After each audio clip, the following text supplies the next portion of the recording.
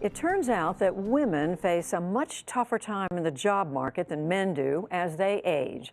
Our economics correspondent Paul Salmon recently looked into the challenge of getting hired as a woman over 50. It's part of our weekly segment, Making Sense, which airs every Thursday on the NewsHour.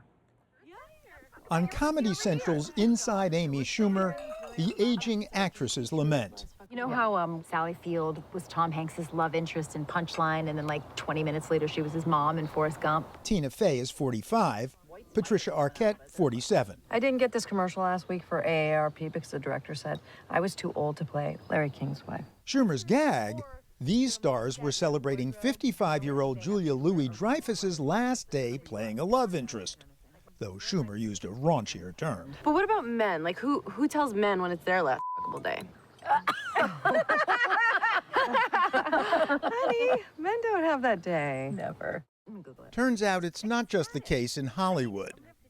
Jewish Vocational Services in San Francisco is a nonprofit that helps older people find jobs. We first visited in 2009 at the height of the Great Recession, when complaints of age discrimination abounded. I was told during the interview, as you can see, we're a very young group, and our main concern is that you are overly qualified for this job, and we would be concerned that you wouldn't stay. Did you believe them? No. I just felt that they didn't think that I would fit in with the younger group. But did Patricia Wilson have it worse as a woman? We went back to JVS last week to focus on females, assembling a cast of so-called older women. I am almost 55.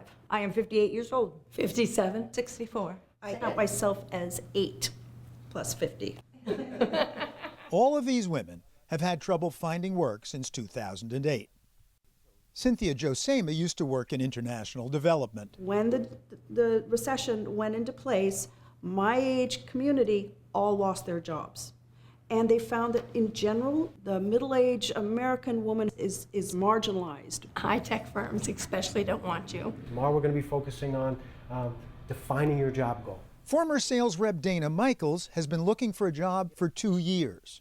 They have a culture of ping pong at the beer Fridays. I applied for a place that had nap Thursdays. Nap Thursdays? Yes. And I could just see myself putting the blankets over them. Well, wait a second, but these are the young people who were taking naps? On Thursdays. I was at least double their age. And I'm sure they looked at me like, oh, this is an old lady who's not going to fit in. Generate keywords. Though this was high-tech San Francisco, the problem extends nationwide. Denise Carrillo has been unemployed since losing her fashion industry job in New York in 2007.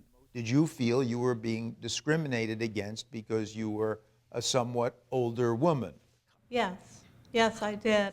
The experience was there, my confidence was there, the compliments just rolled, but I was older, and that's when I decided relocate. But when you came here from New York 2.5 years ago, did you get responses to the resumes that you sent out? No, none, no responses. The plight of older women looking for work was the buzz at last week's annual meeting of the American Economic Association, thanks in part to a Federal Reserve study making headlines. Women over 50 now account for half of the long-term unemployed. But does that mean they're being discriminated against? More than, say, men over 50? This is, of course, one of the reasons economists step in, because we're always a little skeptical of those interpretations. Economist David Newmark. Because we've all not gotten jobs we've applied for, and it doesn't mean we were discriminated against because of whatever feature we have, age, race, sex, whatever it might be. But economists can test these interpretations with field experiments, the most famous of which may be the audit study summarized in this video, where thousands of made-up resumes were mailed to employers, identical except for the names, half black-sounding, half white. The results? Black-sounding names were 50% less likely to get follow-up calls. David Newmark used the audit study approach to study ageism and sexism. He sent out resumes in 12 cities using women's names for thousands of administrative assistant and retail sales jobs, men's names for custodian and security guard. He also varied the age.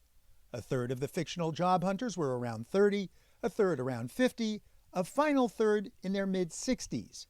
The results were dramatically different by age, but just among the women. It's the youngest group, the 30-year-old or so, get about 15% callback rates, even higher in sales. The middle-aged group lower, and the oldest group by far the lowest. There's a hint that older male workers have lower callback rates than younger male workers, but there's much stronger evidence in terms of magnitudes and how robust the finding is of age discrimination against older women. Those dark red dots are fixations. That's where the eye is pausing. Economist Joanna Leahy did a similar study, sending out 8,000 made-up resumes and an eye-scanning lab experiment studying how long HR managers looked at resumes. The red dots tell you where and for how long. We see the years on the employment history, and we see the education and the year that they got their education. The managers looked longer at younger resumes, looked longer at the items indicating age. This one, for example, says, I'm willing to embrace change, which is something that the AARP used to recommend that you put on your resume, and then it stopped recommending. Because it didn't work? Well, my first study found that it actually hurt older people. Because it identified them as card-carrying members of AARP, Leahy suspects, and therefore at least 50. So you had people starting in their mid-30s all the way to the mid-70s. Yes. And when does age discrimination start? Immediately. It starts at age 35. Really? Yeah. It's a pretty steady process. As you get older, your amount of callbacks decrease. And it's women more than men. It's definitely women more than men. So the evidence is clear. But what's the explanation? The evolutionary biologists bring everything back to reproduction, right? Older men can reproduce, older women can't. And then we put her in the boat and we push her out into the water and we drink champagne to salute how f***able she was for so many years. It's nice. Cheers. Cheers! So it could be that it's really something inherent that's passed on from our evolutionary heritage that just says, older women, not so much, older men doesn't make a difference? It could be. I mean, I think the notion that age signals something, and it's, for some people at least, it's a negative, is not crazy. No, not crazy, as even our older women acknowledged. I'm trying to think back to it. Lisa Trogdon is 58. What I thought when I was younger. And 50, when I was 20, 25, seemed old. As a young person, I didn't have the perspective like I do now to realize, oh, they have valuable experience. Maybe it's all a fear of older, more experienced people. But what's crazy is that age signals something so much more negative for women than men. And says economist Teresa Ghilarducci, it's going to be a bigger problem, this age discrimination problem for women, as more and more women are having to work longer because of divorce or because they have eroded pensions or lower pensions because even if they worked their whole life, they were paid less and so they accumulated less pensions. And as Laura Milvey asked at the Vocational Center, if we're all going to live to 100 years and you're trying to make women in their 50s stop working, what are we going to do for the next 50 years? Good question. This is PBS NewsHour economics correspondent Paul Salman reporting from San Francisco.